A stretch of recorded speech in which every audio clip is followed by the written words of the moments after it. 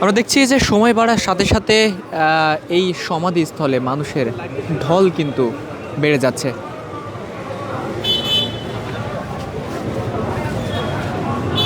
এর আগে আমরা দেখেছি জাতীয় কবি কাজী নজরুল ইসলামের সমাধি স্থলের পাশে শরীফ ওসমান হাদিকে কিন্তু সমাধি করা হয়েছে এবং তার জানাজাকে কেন্দ্র করে সাধারণ মানুষের যে ভিড়, সেই ভিড়টা কিন্তু লক্ষণীয় ছিল।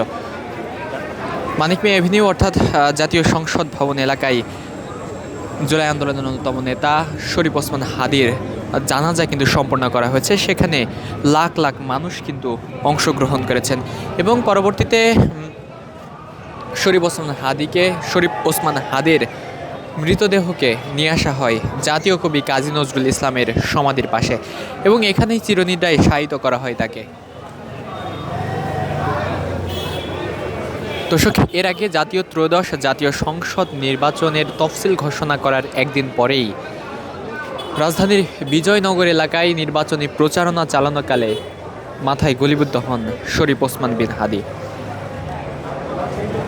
তাকে চিকিৎসার জন্য ঢাকা মেডিকেলে নিয়ে আসা হয় এবং সেখানে অস্ত্রোপচারের পর তাকে রাজধানীর একটি বেসরকারি হাসপাতাল, রাজধানীর এভার কেয়ার হাসপাতালে ভর্তি করা হয়েছিল।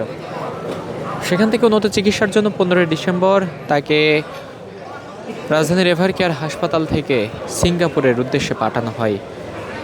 গত 18 ডিসেম্বর তিনি চিকিৎসাধীন অবস্থায় সিঙ্গাপুরের হাসপাতালে মৃত্যুবরণ করেন। তারপরে গত শুক্রবার তাকে বাংলাদেশে নিয়ে আসা হয় বাংলাদেশ এয়ারলাইন্সের একটি বাণিজ্যিক বিমানে করে। দর্শক, যদি একটু জানিয়ে রাখি, ত্রয়োদশ জাতীয় সংসদ নির্বাচনের প্রার্থিতা হিসেবে শরীফ ওসমান হাদি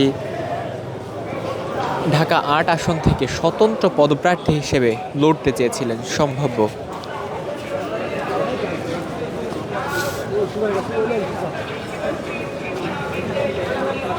তবে নির্বাচনী প্রচারণা চালাতে গিয়ে শরীফ ওসমান হাদি আহত হন এবং পরবর্তীতে তিনি মৃত্যুবরণ করেন। ত্রয়োদশ জাতীয় সংসদ নির্বাচনের তফসিল ঘোষণা করার একদিন পরেই এমন ঘটনা জনমনে কিন্তু উদ্বেগ সৃষ্টি করেছে। ত্রয়োদশ জাতীয় সংসদ নির্বাচন আসলে কতটা নিরাপত্তার মধ্যে দিয়ে পালিত হবে সেই ব্যাপারেও সাধারণ মানুষ শঙ্কা প্রকাশ করছেন। আমরা দেখেছি সারা বাংলাদেশ থেকে মানুষ কিন্তু ছুটে এসেছে শরীফ ওসমান হাদির জানাজাকে কেন্দ্র করে এবং দেখছেন যে এখন শরীফ ওসমান হাদির সমাধিস্থলের সামনেই অবস্থান করছেন ছাত্র জনতা।